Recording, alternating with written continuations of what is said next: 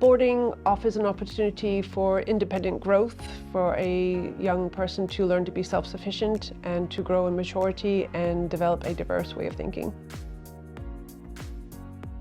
A 5-day boarder has all the benefits of not having to endure the travel during the week and have full access to enjoying the boarding community from Monday to Friday. A full boarder would, of course, have the extended opportunities to do the activities that we're doing at the weekend. And both of these options are a benefit to the student because they're able to put more emphasis into their academic learning and less onto their travel.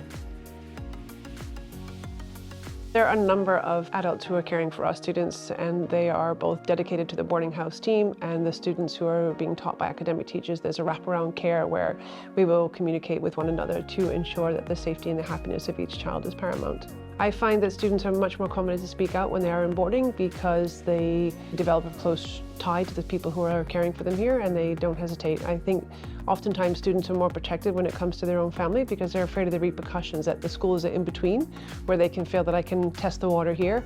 I think more oftentimes a student in a boarding environment feels like they have their trusted mother's best friend or their auntie, and they tend to reach out, and whenever we are involved in a concern for a child, we always include the child in the discussion on how we're going to help solve that problem.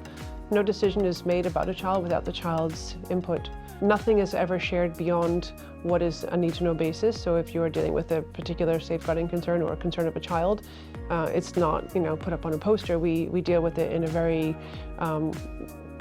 controlled manner so that only the people who need to know to help that child are involved.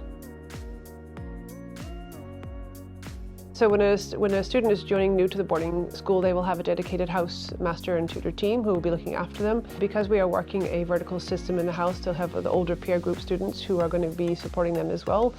We call this our flocks, so we put them into little groups of students where they have some older students who can help to peer mentor them. Our older students are mentored to know how to peer mentor successfully, and they will have a range of different services from the health team to the school counsellor and other trusted adults in which they can speak to should they feel that they're not integrating well.